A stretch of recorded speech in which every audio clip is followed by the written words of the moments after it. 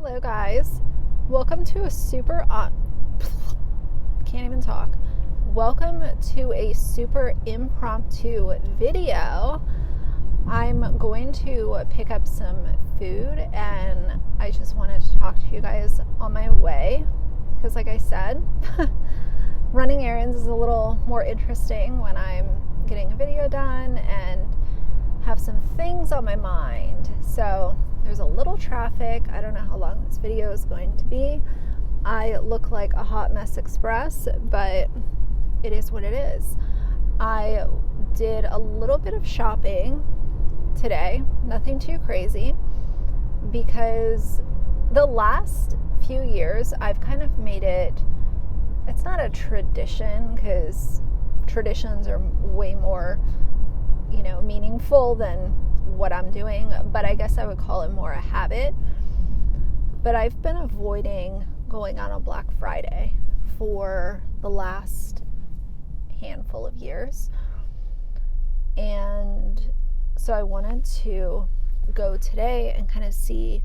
I got emails from a couple stores and just wanted to check out, see what was going on. So I ended up going to MAC and I got 3 bottles of Fix Plus because they were having 30% off. And that's something that I use every day. So I restocked. Then, oh, there's a dog. So cute. Then what happened was they told me about my points that I had. I didn't know that I had points. Well, I had 500 points, so I ended up cashing them in because I had to use them by the end of the year. I'm so tongue-tied today. So I figured, let's just use them while I'm here. So I ended up buying 2 extra dimension eyeshadows that I already own, but I'm getting low on. Amorous Alloy and Havana. Amorous Alloy is sort of like a dark, not really dark. It's like a true burgundy that has really pretty shimmers in it. And then Havana is a true bronze.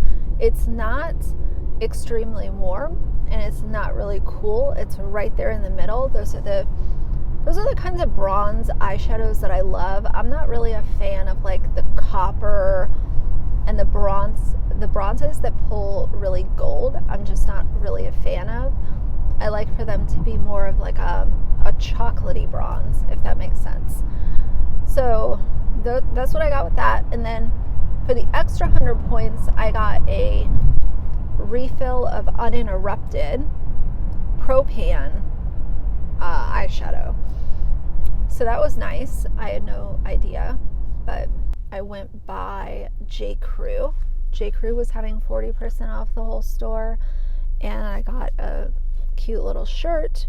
What color is it? Let's guess. 1, 2, 3. Black. You were right. So it's really cute, and J.Crew is one of those stores where I don't go there really often, but if I do buy anything there, it has to be on sale because I don't know. I just don't think that J.Crew is worth J.Crew prices. Maybe that's an unpopular opinion, but the mall was quite busy. People, taking their kid to have the pictures with Santa and that kind of stuff. So the middle of the mall was really busy. And then, there were a lot of people shopping, much different than this time last year. I think that because a lot of people didn't see family or they didn't have their normal Thanksgiving last year, I do feel like a lot of people are just like going all in this year. So I'm happy for anyone who is doing that. And it's crazy because I saw on Instagram that there are a lot of people if they're hosting Thanksgiving, they are asking their family to show proof of their vaccination before they come over. this whole thing has really split a lot of families. I've heard that from some of you guys. I've heard it other places. Just the whole panini has split a lot of families. It has caused a lot of really heated arguments and debates with other families, and it's unfortunate to see, but it's just the fact of the matter. So I watched The Social Dilemma last night, and I'm planning on doing a video kind of talking about some of the points that were brought up in The Social Dilemma on a separate video. One of you guys recommended that I watch that, and it was actually on my list of stuff to watch for Netflix, but since one of you mentioned it, I was like, let me go ahead and watch it. Man, social media is so crazy, and I think we all know that by now, that social media controls a lot more than we think it does, and it's a source for good and bad things for a lot of people. I think one of my main concerns when it comes to social media is, and this was mentioned a lot in that documentary, is the impact that it's having on the younger generation, and, you know, kids that are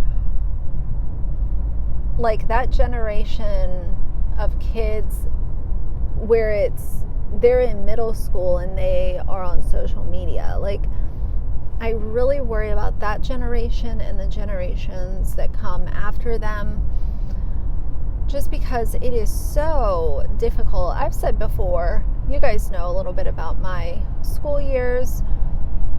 You know, school was not easy for me at all. You know, there were definitely periods of time where it was quiet and drama free, and I just kind of like went on my way, but there were definitely some patches where I hated going to school, and I hated you know, Monday mornings, and I was excited on Friday around 2:30 when I knew that I was going to get out of school soon and have a couple days at home and, you know, away from all these jerks that I went to school with. But man, I really worry about the impact that social media has on these kids, because I've mentioned in a couple other videos, I truly do not believe that I would have been able to make it through school if I was going to school now. If I was in middle school or high school and social media was as prevalent and, you know, everyone at school is on social media, if it was like that when I was in school, oh man, I don't know what I would have done. I really don't. And I'm not exaggerating that. Like, now, you know, I never had thoughts of self-harm or unaliving myself. It was never that bad. But I do think of being picked on at school and online, and with those two worlds colliding, who knows? Like, who knows what that could have done? It's just really crazy to think about the ripple effect, you know, the ripple effect that one comment can have, or one person sharing your picture with someone else who has it out for you, or an embarrassing moment that was uploaded by a parent or a friend. I think about that a lot when it comes to family vloggers, especially because these parents are putting really embarrassing personal moments of their kids' lives out onto the internet for clicks and views and YouTube fame and sponsorship deals. Oh, look, my kid embarrassed himself. This is cute. Let me put it online. That's not cute. That's not, that's not something that should go past the four walls of wherever the event took place. Your child being embarrassed is not something that you should use for attention. I've talked about these really personal conversations that are recorded and put up too. And I could not fathom having like me shopping for bras when I was however old, just posted onto the internet. When it comes to a lot of these really intimate things, I think most people that look at it from a logical viewpoint can think, okay, this doesn't belong on the internet for people to consume. But then there are people who can't even see past it. And I really wonder what the hell's wrong with people. And I don't mean to say that so bluntly, but it's just the truth, because just recording those conversations is weird enough. All right, now we wait. I think they're running a little behind. Yeah, I don't know. Just the fact that some of these things are being recorded, I think is awkward enough. But you're not recording it if you're not intending to put it on the internet. So don't tell me that there is some sort of point that people aren't getting. There's literally no point in recording a lot of these interactions or situations if it wasn't for your plan is to post it to the internet.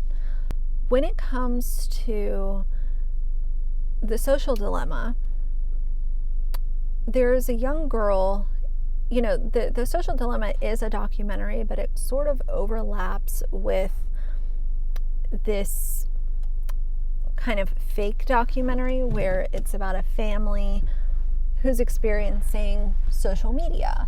And in the family, there's a young girl. And this one part was so sad to me because you see her trying to take a picture and she's got these filters on, and she finally gets the picture that she thinks is good. She posts it and people are complimenting her, and then this one comment comes in that is talking about the girl having big ears. And then she goes in the bathroom and she's trying to fix her hair to cover her ears, and you can see the sadness on her face, and it just completely crushed my soul to see her so insecure at such a young age, all because of a comment on social media. It sucks because social media is definitely a part of a lot of kids' lives at this point, and it is the norm. And kids have cell phones, and even if you now, I'm kind of imagining things here, but so you give your kid a cell phone and then you say, well, you're not allowed to download Instagram. Chances are they're going to find a way to still download it. Chances are they're going to figure out a way to do whatever it is that they want to do. But it's what is the answer? What is the solution? And the one thing that I think about is, making sure that kids recognize how to treat others and how to speak to one another and the comments that they give, just because it's not in real life, that does not take away from the impact that you can have on someone's day. Calling someone ugly, making fun of their ears, making fun of their skin, making fun of the way that they speak. All of these things have an equal impact, whether or not it's online or in real life. And a lot of that comes from the home. Setting a good example, making sure that your kids respect everyone. And after I got out of high school and I got a little bit older, and I could finally look back and reflect on what my experience was in middle school, but primarily high school, I recognized that a lot of the kids that were saying stuff to me, they just weren't taught right. They weren't taught to respect each other and be nice to people, even if they're quiet and more reserved. That doesn't mean that you make fun of them or you point and laugh. So I just always think, it does. It really starts at home. I'm going to have to stop and get a Red Bull too. So let me wait for my food, get a Red Bull, and then I'll check in with you guys. So I'll see you in just a sec. You guys, we are ready to go. Ready to go. I got my Red Bull. We have some Red Bull for tomorrow. And I am starving. So anyway, I hope that everything that I was saying earlier makes sense, as I always do. I think that there are more parents that think like what I was saying, where they are teaching their kids to be respectful and don't call each other names and don't bully your classmates and all of that kind of stuff. But I also know that there are also some that don't, and it's unfortunate, but what are we going to do? Not allow kids to have cell phones? That's not feasible. Because even if they didn't have cell phones, the problem of kids in middle school and high school still exists, because it was happening when I was in school and we didn't have cell phones. We did have cell phones towards the end of high school, but it was a rarity. It was definitely a rarity. And do y'all remember the Nokia cell phones? I remember I got one of those Nokia cell phones, and you had to pay by the minute. So if you made a phone call, it was do or die. It was not just, especially during the week, during the day.